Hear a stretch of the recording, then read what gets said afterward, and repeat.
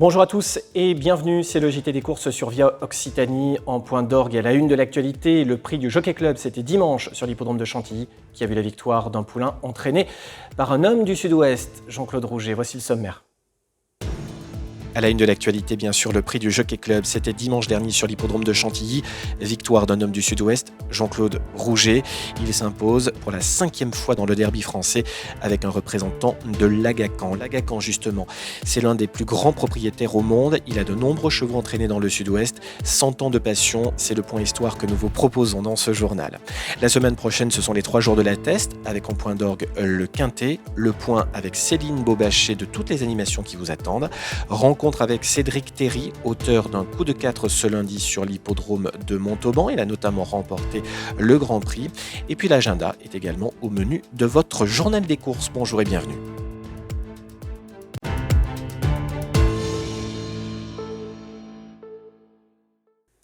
Et à la une de l'actualité donc, le prix du Jockey Club, c'était dimanche sur l'hippodrome de Chantilly.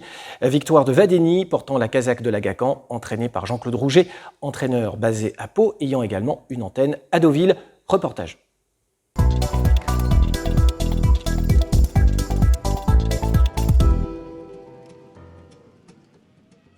Vadeni, meilleur 3 ans français. Ce dimanche, le représentant de l'Agacan a remporté le prix du Jockey Club sur le mythique hippodrome de Chantilly. Il offre à l'entraîneur palois Jean-Claude Rouget, qui possède également une base à Deauville, son 5e prix du Jockey Club après Le Havre, Bramto, Almanzor et Sotsas. Et 8e victoire du Prince Agacan dans cette course mythique née en 1836.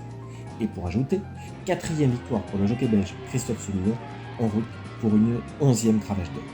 Vadeni, qui avait hérité du numéro 2 dans les stades de départ, se retrouve dans le dos des leaders avant de venir en pleine piste et s'envoler vers le succès. 5 longueurs le séparent de El Bodegon, 2e. D'ailleurs, 5 longueurs sur 2100 mètres, c'est un record.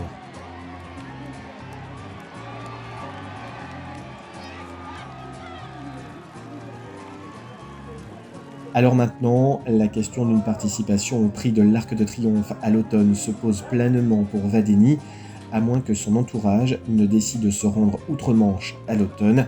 Il nous tarde néanmoins de le revoir très vite en compétition.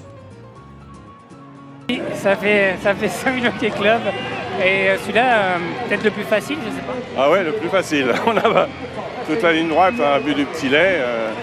Le cheval Modern Game, ça a été quand même sûrement contrarié par le cheval de Vertemer. Et voilà. Et puis, mais non, il n'y a même pas eu de course. Et ce qui est important, c'est que c'est par contre une vraie course. Il y a eu beaucoup de trains. Et souvent, du coup, on voit les meilleurs chevaux quand on voit ce genre de scénario. Oui, il avait un bon numéro, il l'a monté tout le temps à proximité de la tête. Les autres se sont retrouvés loin, la Kim s'est retrouvé loin, l'Assaut s'est retrouvé loin, c'est dur. Des fois on refait, mais bon. Non, mais là, il n'y a même pas eu de course. Ça a été un long silence, on n'a même pas poussé. Est-ce qu'il vous surprend un petit peu ? Oui, non, toujours pensé que c'était un bon cheval. Non, pas plus que ça. La casaque du Prince Karim Agacan fête cette année son 100e anniversaire. Une casaque qui a souvent brillé dans le Sud-Ouest. Le point histoire avec Jean-Claude Dunoguiez, récit Florence Cabane.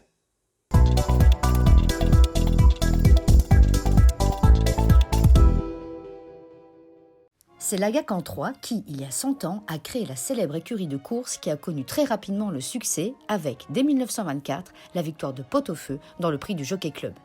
Son fils Ali, puis son petit-fils Karim, l'actuel Agacan 4, dès l'âge de 23 ans, poursuivirent son œuvre en faisant briller la casaque verte à épaulettes rouges, avec la plupart du temps des chevaux élevés par leurs soins.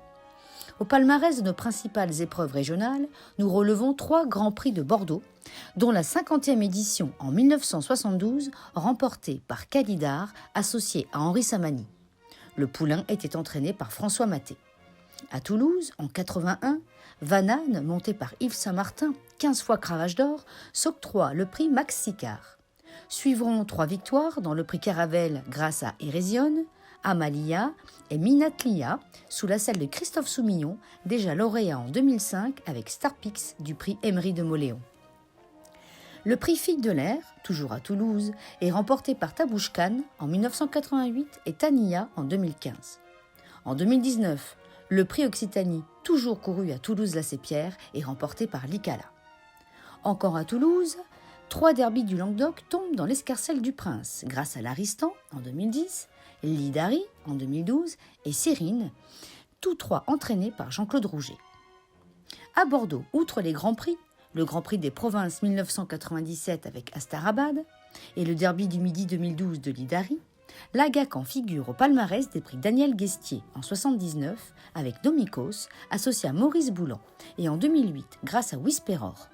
Il remporte également le prix Jean Ferrière en 1984 avec Rampour, le prix Nielsus en 2011 avec Rosanne Abad et le prix Achille Fould 2014 avec l'invaincu Luanan. De nombreux autres hippodromes, comme La Teste, Agen, et d'autres, comme récemment Carcassonne et Montauban, ont vu briller la célèbre Kazakh pour laquelle nous espérons encore une longue vie, et que Zara, la fille de Karim Agacan, qui possède sa propre Kazakh, devrait perpétuer dans le cadre de la tradition familiale. L'autre actualité, c'est La Teste, mercredi, jeudi et vendredi prochain, avec en point d'orgue le tiercé carte et quintet, le point sur les animations, avec Céline Beaubachet, chargée de communication à l'hippodrome de La Teste. Céline, c'est donc parti pour les 3 jours de La Teste, le mini-meeting. Quel est le programme? Ça démarre donc mercredi. Oui, Flavien, bonjour. Effectivement, ça démarre mercredi pour notre premier quintet plus de la saison, puisqu'on en a 2. Avec une journée dédiée aux partenaires également, puisqu'on a le quintet qui est sponsorisé par la SABT, qui est un partenaire à nous, mais également au fur et à mesure de la journée, vous allez avoir en fait des prix sponsorisés avec des partenaires. Le lendemain, nous allons avoir la journée des haras, donc une journée destinée en fait à la mise en avant des haras du sud-ouest, ainsi que l'omnium à 12,5, omnium des anglo-arabes. Et le vendredi, on termine en fait la journée également par des courses sponsorisées par des partenaires et l'omnium des anglo-arabes à 37,5, très très belle course également. Durant ces 3 jours, nous allons organiser l'inauguration de notre nouveau hall des paris et de notre parcours découvert que nous avons mis en place pour les néophytes il y a quelques temps. Donc nous vous invitons nombreux en fait à venir sur les 3 jours à La Teste en tout cas. La Teste qui sera véritablement la capitale française du pur sang. Exactement. D'autres dates également d'importance au cours du mois de juillet, avec notamment, alors juste une date, mais une journée spéciale pur sang arabe. Tout à fait, le 6 juillet. Alors on aura la journée Cheikh Mansour Festival avec à l'issue des courses la vente de chevaux destinés au pur sang arabe. C'est la première fois que ça se fait sur l'hippodrome de La Teste et on est très très fiers de pouvoir les accueillir. Alors il y a donc cette journée de début juillet et puis un autre quintet le 24 également. Exactement, notre deuxième et dernier quintet de la saison hippique. Comment s'est passé le début de la saison ? Le début de la saison s'est plutôt bien passé. Au niveau des partants, on a eu une moyenne assez honorable.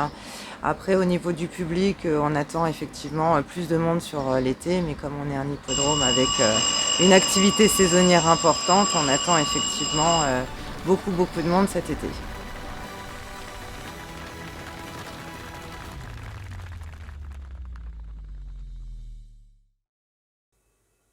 Place tout de suite au retour aux courses.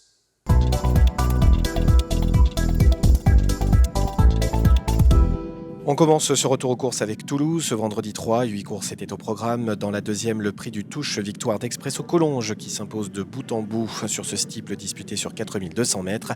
Le lauréat est entraîné par le tandem vainqueur du Grand Steeple Chase de Paris, Hector de la Jeunette, Guillaume Macaire.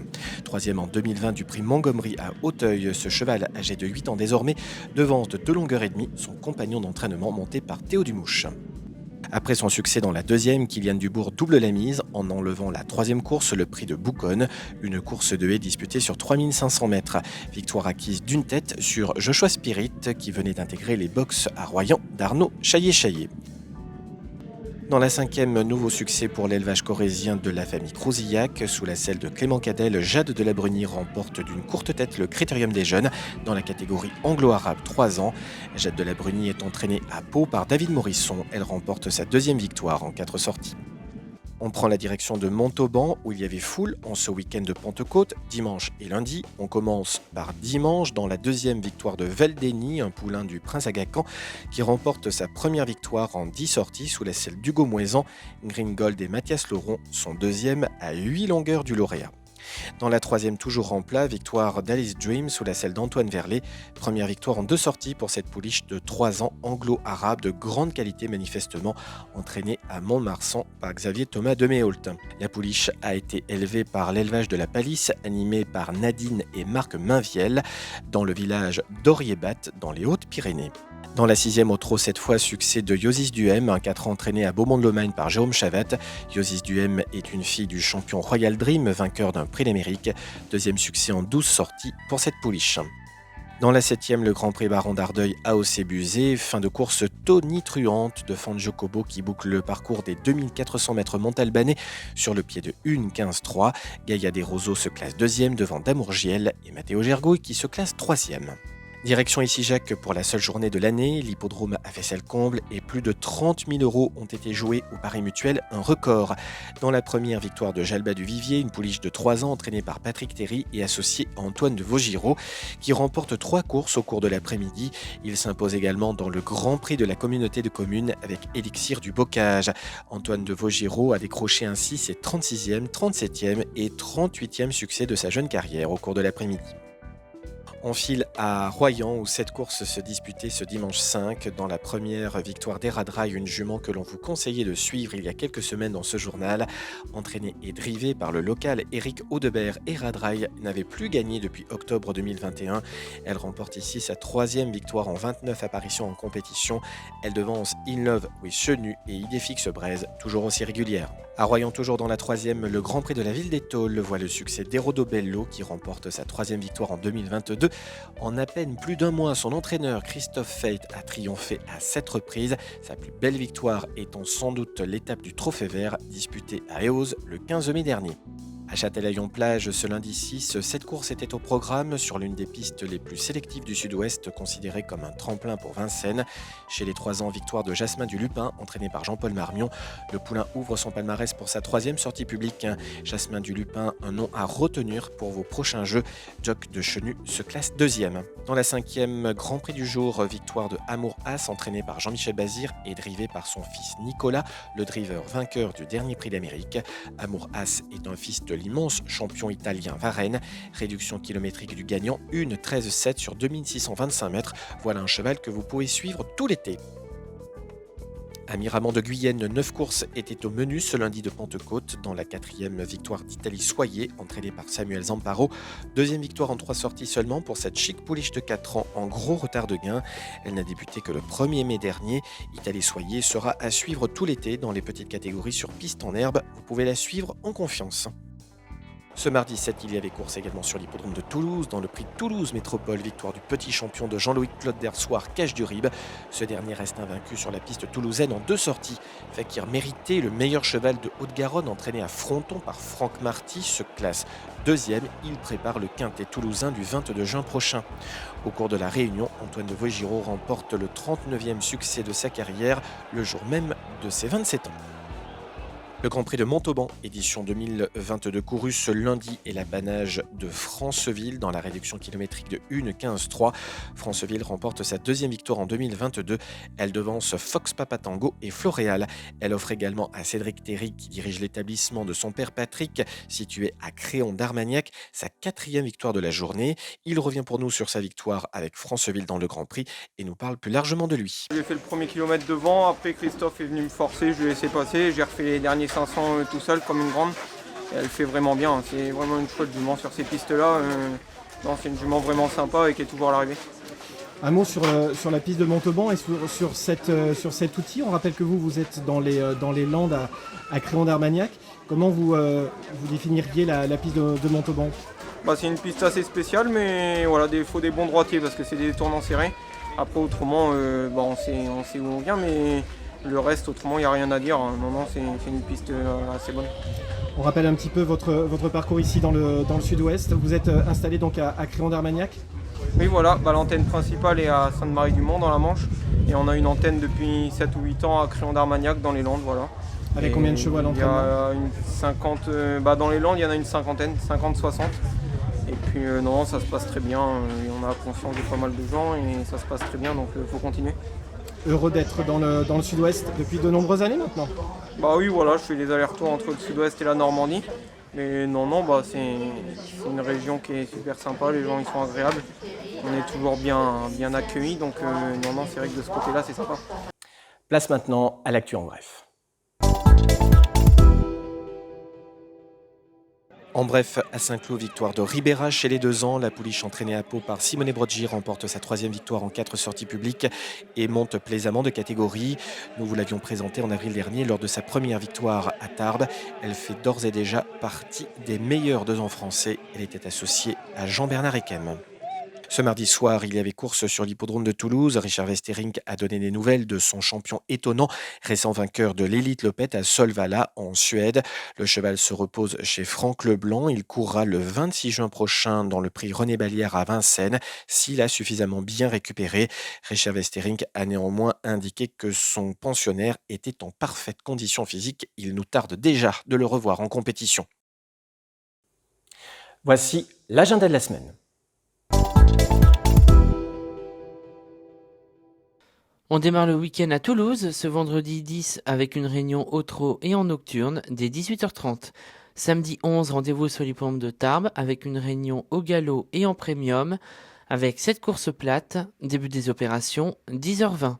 Dimanche 12, rendez-vous sur l'hippodrome de Gémozac qui entame sa saison 2022. Il y aura 3 courses de trot et 4 courses d'obstacles, début des opérations à 14h30. Rendez-vous au galop sur l'hippodrome de Limoges avec 5 courses de plat et 2 courses d'obstacles dès 14h. Villeneuve-sur-Lot fait sa rentrée des classes avec 7 courses de trot dès 14h. Lundi 13, rendez-vous en semi-nocturne sur l'hippodrome de Bordeaux-le-Bouscat au trot et Gabaret pour sa première de l'année dès 14h30 avec du trot et du plat. Mercredi 15, début du meeting de la Teste avec le tiercé écarté Quintet Plus, début des opérations 13h20. Rendez-vous également le jeudi 16 et vendredi 17.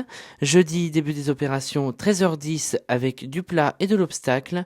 Et vendredi, rendez-vous dès 11h10 avec une réunion en plat. Voilà pour l'essentiel de l'actualité. On se retrouve jeudi prochain pour de nouvelles aventures. Salut!